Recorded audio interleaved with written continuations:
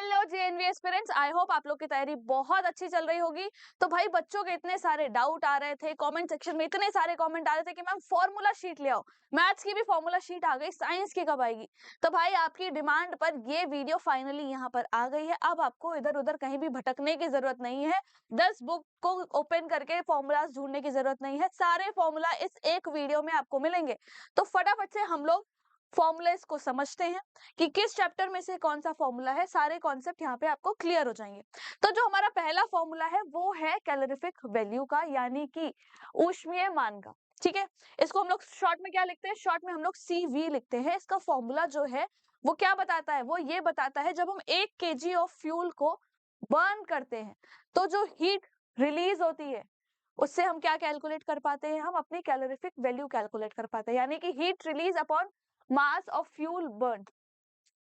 जब हम 1 kg fuel को जला रहे हैं उससे जो हीट रिलीज हो रही है, जो एनर्जी रिलीज हो रही है, वो हमें बताता है कैलोरीफिक वैल्यू। तो भाई हीट को हम लोग किस में कैलकुलेट कर रहे हैं? किलो जूल में।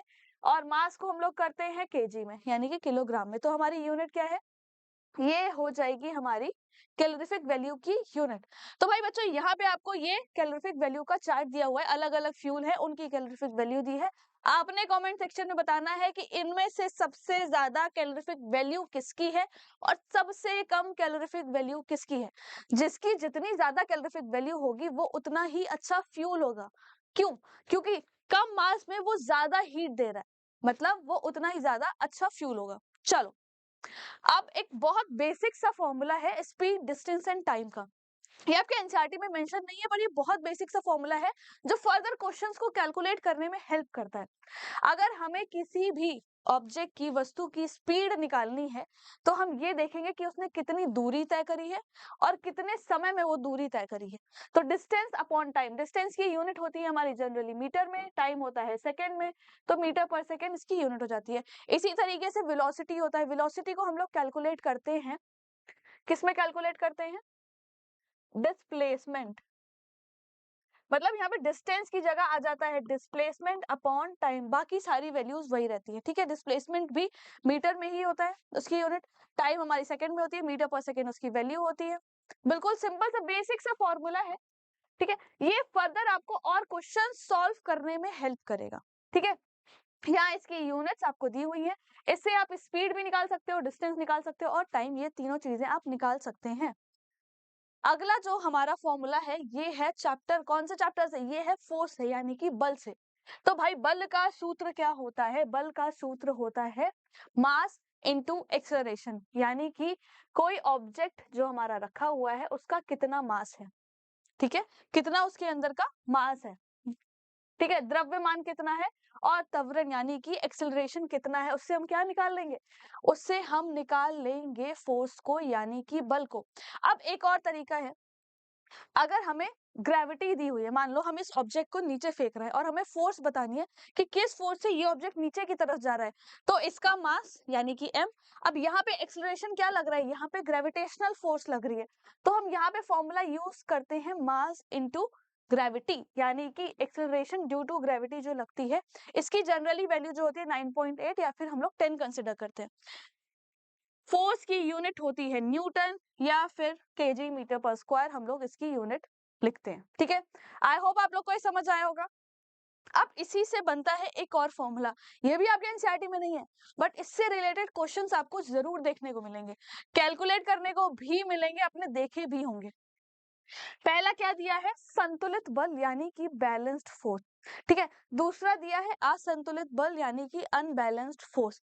बैलेंस फोर्स तब होगी, देखो समझो, एग्जांपल से समझो। एक ऑब्जेक्ट है, ठीक है, इसमें इधर से 5 न्यूटन का बल लग रहा है और इधर से भी 5 न्यूटन का बल लग रहा है, तो इसकी जो नेट फोर्स होगी वो कितनी होगी? जो इसकी नेट फोर्स होगी वो 0 आएगी। क्यों? क्योंकि हमने पढ़ा है जब फोर्स अपोजिट डायरेक्शन में लगती है तो हम लोग क्या करते हैं? माइनस कर देते हैं। 5 में से भाई 5 घटा दो, कितना आएगा? 0। तो हम क्या कहेंगे? ये कैसी फोर्स है? ये है एक तरीके की बैलेंस यानी कि संतुलित बल।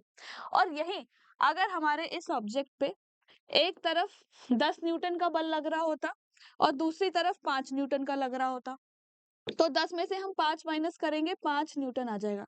यानी कि ये कैसा है, ये है अनबैलेंस्ड फोर्स यानी कि असंतुलित बल। ये डिफरेंस है और इस तरीके के क्वेश्चंस आपने देखे भी होंगे अपने AIMT में, गेस्ट पेपर में, मॉडल पेपर में जरूर मिलते हैं। अगला जो फॉर्मूला है वो है प्रेशर का फॉर्मूला। प्रेशर हम कैसे निकालते हैं, बहुत सिंपल तरीका है। किसी ऑब्जेक्ट पे, ठीक है, कितनी फोर्स लग रही है पर यूनिट एरिया, उससे हमें क्या पता चलता है, प्रेशर। यानी कि फोर्स पर यूनिट एरिया क्या बताता है हमें, हमें बताता है प्रेशर। एरिया कम होगा तो प्रेशर ज्यादा होगा। बहुत क्वेश्चन है इस तरीके के, इस फॉर्मूले को बिल्कुल दिमाग में फिक्स कर लेना, ठीक है। इसकी यूनिट होती है पास्कल या फिर न्यूटन मीटर स्क्वायर, ये भी हम लोग लिखते हैं। दोनों यूनिट पता होनी चाहिए। प्रेशर इन लिक्विड, लिक्विड भी हमने पढ़ा हुआ है। हमने ये भी पढ़ा है प्रेशर जो है लिक्विड्स में डिपेंड करता है कि भाई पानी जो है कितनी डेप्थ पे है, यानी कि तरल के बिंदु पर दबाव, ठीक है। दूसरा क्या है, ये हम बता रहे हैं प्रेशर की, पानी में कितना प्रेशर लगेगा, वो कितनी डेप्थ पर है, तरल सतह से उस बिंदु तक की गहराई, ठीक है। फिर उसकी डेंसिटी और जो ग्रेविटेशनल फोर्स लग रही है वो, उससे हम लोग कैलकुलेट कर सकते हैं। यहां से आपने ये याद रखना है कि प्रेशर जो है वो डेप्थ के डायरेक्टली प्रोपोर्शनल है। जैसे जैसे गहराई बढ़ेगी वैसे वैसे प्रेशर बढ़ेगा। अब हम लोग आगे बढ़ते हैं। अगला जो फॉर्मूला है वो हमें दिया हुआ है फ्रीक्वेंसी टाइम पीरियड का। हाँ जी, यहाँ से हमें क्या आप निकाल सकते हैं, यहाँ से हम निकाल सकते हैं आवृत्ति और आवर्तकाल। यानी कि अगर हमें फ्रीक्वेंसी निकालनी है तो हमें ये पता होना चाहिए कि भाई 1 सेकेंड में ऑब्जेक्ट जो है वो कितनी बार वाइब्रेट कर रहा है। तो हम क्या निकाल सकते हैं, हम निकाल सकते हैं फ्रीक्वेंसी यानी कि नंबर ऑफ वाइब्रेशन पर सेकेंड। यही अगर हमें टाइम पीरियड निकालना है तो कैसे निकालेंगे कि भाई एक पूरे वाइब्रेशन को करने में कितना समय लग रहा है वो हम निकालेंगे टाइम पीरियड से, ठीक है। फ्रीक्वेंसी की यूनिट्स होती है हमारी हर्ट्ज। हर्ट्ज लिखते हैं, याद रखना इस चीज को, इससे भी क्वेश्चन आपको देखने को मिलता है। टाइम पीरियड की, टाइम की आपको पता है यूनिट होती है सेकंड्स।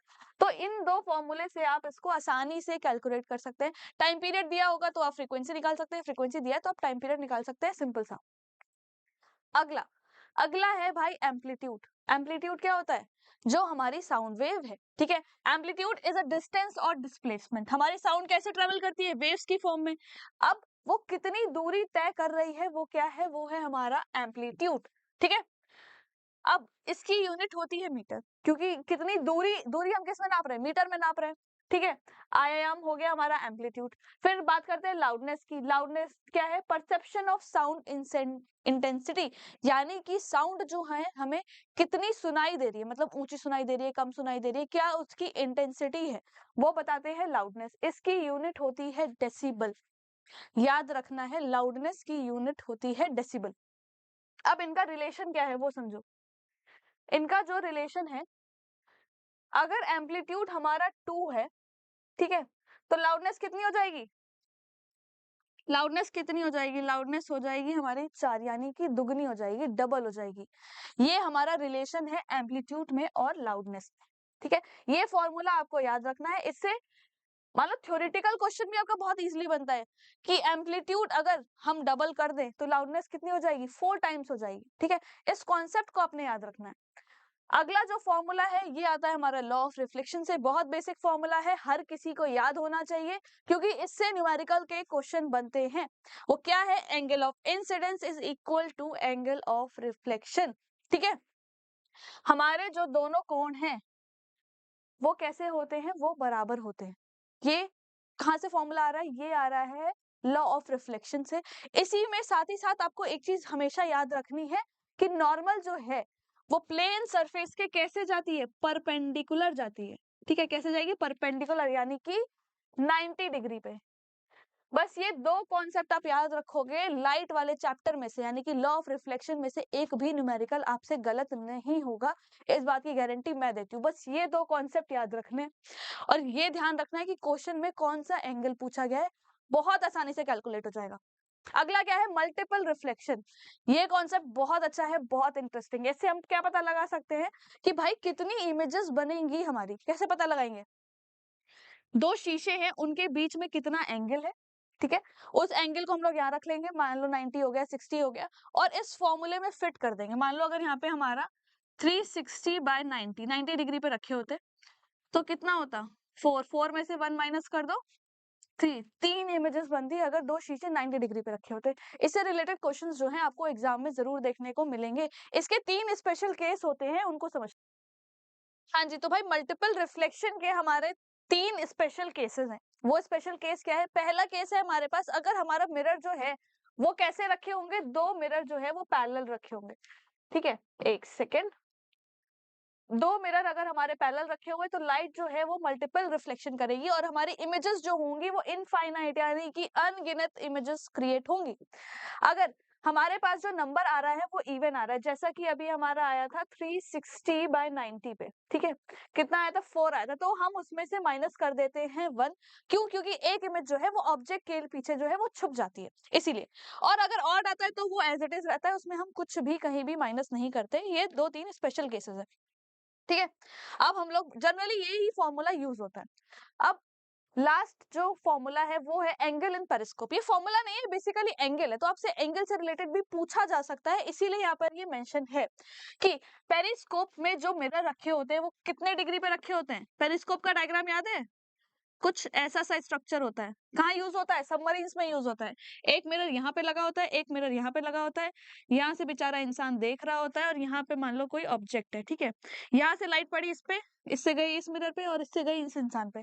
तो मिरर्स जो है वो लगे हुए हैं 45 डिग्री के एंगल पे। और लाइट का जो डेविएशन होता है यानी कि लाइट जो रिफ्लेक्ट हो रही है, ये कितने का एंगल हो रहा है? 90 डिग्री का। ये कॉन्सेप्ट है हमारा पेरिस्कोप का। ऐसे ही कैलिडोस्कोप, वो भी मल्टीपल रिफ्लेक्शन का एग्जांपल है।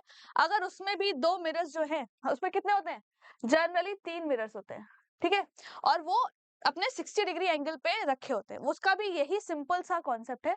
तो बच्चों ये थे आपके सारे फॉर्मूलाज जितने भी साइंस में रिक्वायर्ड हैं। बहुत कम फॉर्मूलाज है, बहुत ज्यादा नहीं है। फोर्स हो गया, फ्रिक्शन हो गया, ये हमारे थोड़े multiple reflection, law of reflection से रिलेटेड हो गए। यही वो बेसिक फॉर्मूला है, अगर आप इनको कवर अप कर लेते हैं, इससे बाहर कोई भी फॉर्मूला आपके एग्जाम में नहीं आएगा। ये एनसीईआरटी पे बेस्ड है। एक आध इसमें एनसीईआरटी से एक्स्ट्रा भी है ताकि आप जो है वो क्वेश्चन अटेम्प्ट कर पाए, चाहे वो बैलेंस फोर्स या नॉन बैलेंस फोर्स का हो। तो बच्चों आई होप ये वीडियो आपकी बहुत मदद करेगी। अपना एग्जाम की प्रैक्टिस जो है वो बहुत अच्छे से करते रहिए, अब ज्यादा टाइम नहीं है। तब तक बच्चा कीप लर्निंग, कीप शाइनिंग। हम मिलेंगे ऐसे ही एक और इंटरेस्टिंग वीडियो में।